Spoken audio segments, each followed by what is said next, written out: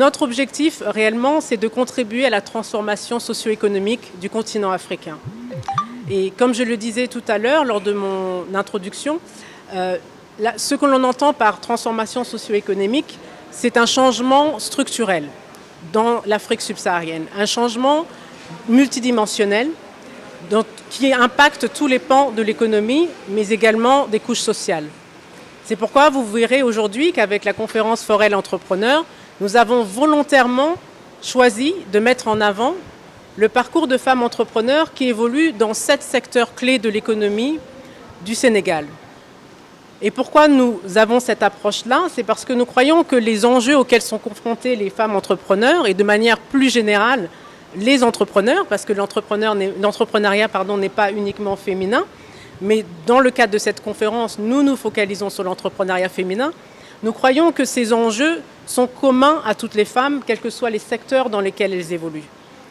Et les enjeux dont on parle, ce sont des enjeux de financement, donc l'accès au financement aux différents stades du parcours entrepreneurial.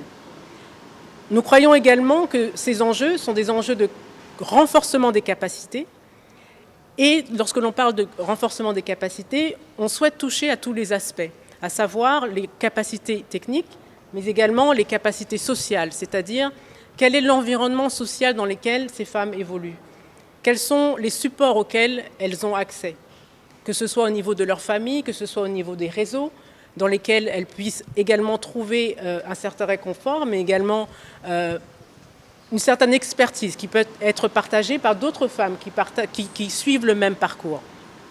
Et nous croyons également que dans tout cela, parce que l'entrepreneuriat n'est pas évident, il nécessite beaucoup de courage, beaucoup de résilience, que le bien-être également de ces femmes est très important.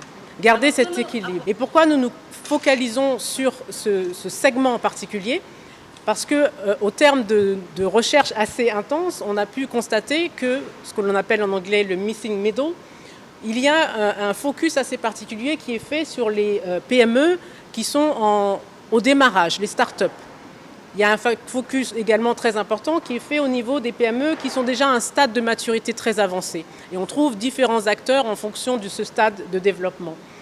Mais beaucoup de femmes cherchent finalement à accélérer leur développement. C'est-à-dire qu'elles ont commencé, donc elles ne sont pas au early stage, elles ne sont pas encore totalement matures, mais elles ont déjà une activité qui est existante, une activité qui a un impact sur la société, un impact socio-économique, et qui ont besoin de financement. N'est pas moteur, ou en tous les cas ne résulte pas nécessairement dans un entrepreneuriat durable.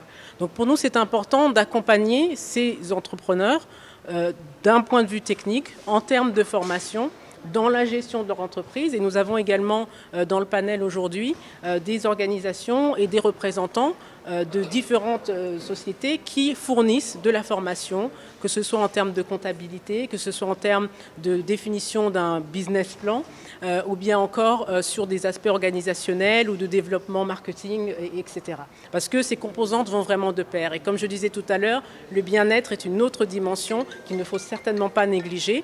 Et nous avons également dans le panel des personnes qui accompagnent les femmes d'un point de vue réellement de confiance en soi, comment bâtir leur confiance en soi, comment garder cet équilibre entre leur vie professionnelle, leur vie personnelle également, parce que finalement la santé mentale aussi est très importante dans tout ça.